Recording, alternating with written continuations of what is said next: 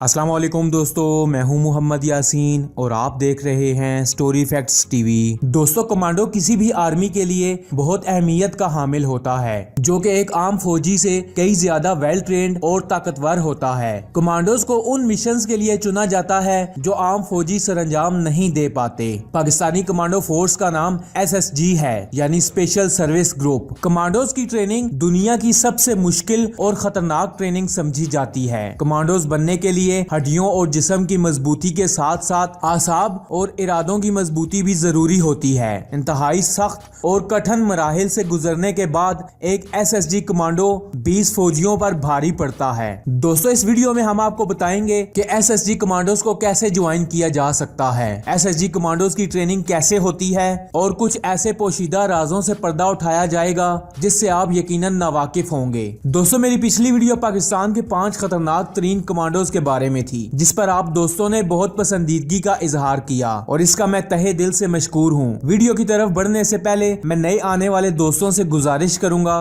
कि वो story facts channel को सब्सक्राइब कर लें ताकि रोजाना आने वाली ऐसी इंफॉर्मेटिव वीडियोस आप तक बआसानी पहुंच सकें। दोस्तों, SSG में शामिल होने की सबसे पहली रिक्वायरमेंट ये है कि आपका फौजी यानी आर्मी मैन होना जरूरी है। और सिर्फ ये जरूरी नहीं कि आप सिर्फ इन्फेंट्री के फौजी हैं, बल्कि अगर आप पाकिस्तान एयरफोर्स या नेवी से मुंसलिक हैं तो भी आप SSG में शामिल होकर कमांडोज बन सकते हैं, क्योंकि SSG मिलिट्री से ही बंदे चुनती है। दोस्तों, सिविलियंस का SSG से कोई भी ताल्लुक नहीं है, यानी ये कि आपको SSG कमांडो बनने के लिए पहले आर्मी को ज्वाइन करना पड़ेगा। और अगर आप आर्मी के किसी भी यूनिट से ताल्लुक रखते हैं तो आप SSG को ज्वाइन कर सकते हैं। SSG में शमूलियत इख्तियार करने के लिए आर्मी में 5 साल तक सर्विस होनी चाहिए, लेकिन अब 2 से 3 साल की सर्विस के फौजी भी SSG के लिए अप्लाई कर रहे हैं। दोस्तों, एक बात जहन नशीन कर लें कि SSG में शामिल होने के लिए आप जब चाहें अप्लाई नहीं कर सकते, बल्कि SSG में वैकेंसीज आने पर ही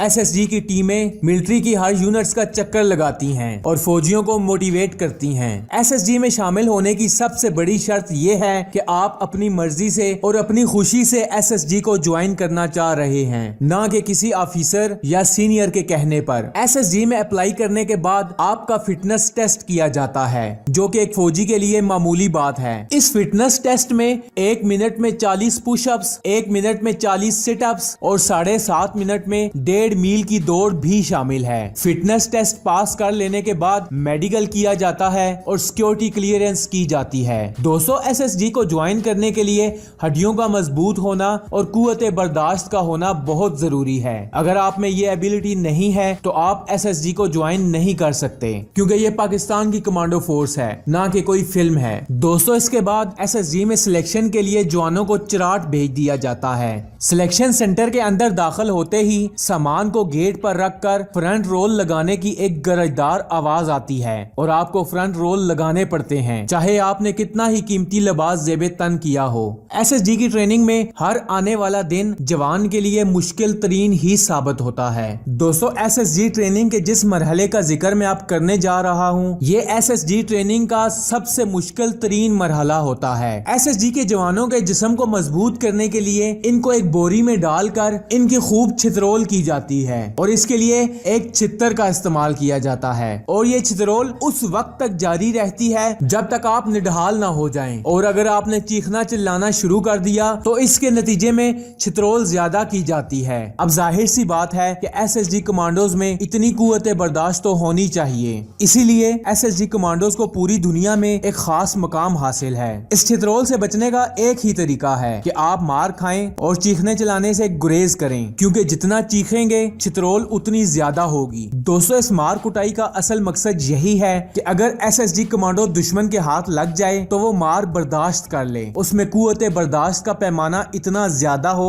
कि वो दुश्मन की दी हुई किसी भी तकलीफ का आसानी से सामना कर ले। इसके बाद के मरहले में जवान को पैराशूट ट्रेनिंग स्कूल लेकर जाया जाता है। ये तकरीबन 1 महीने की ट्रेनिंग होती है, जहां आपको हेलीकॉप्टर से एक जंप लगवाई जाती है। हेलीकॉप्टर से लगाई गई पहली जंप में हर जवान को मौत ही नजर आती है, लेकिन पाकिस्तान की हिस्ट्री में आज तक कोई कमांडोज भी इस तरह से नहीं मरा। दोस्तों, आर्मी का तरीकाकार ये है कि पहले 2-3 दिन कमांडोज को हेलीकॉप्टर में ही घुमाकर वापस लाया जाता है ताकि जवानों के हौसले पस्त न हो, और फिर उसके बाद हेलीकॉप्टर से धक्का दे दिया जाता جاتا ہے۔ ہر کمانڈو کے ذہن میں یہی سوال ہوتا ہے کہ پیراشوٹ کھلے گا یا نہیں، اور پھر پیراشوٹ کھل جاتا ہے۔ دوستوں میں آپ کو بتاتا چلوں کہ ہر کمانڈو کے پاس ایک پیراشوٹ ایکسٹرا ہوتا ہے تاکہ اگر ایک پیراشوٹ نہ کھلے تو دوسرا استعمال کیا جا سکے۔ جب فری فالنگ کا سلسلہ شروع ہوتا ہے تو جوانوں کو ان فری فالنگز میں مزہ آنا شروع ہو جاتا ہے۔ جو جوان پہلی فالنگ پر ڈر رہا ہوتا ہے وہ بعد میں شوق سے ان فری فال جمپس کو انجوائے کر رہا ہوتا ہے۔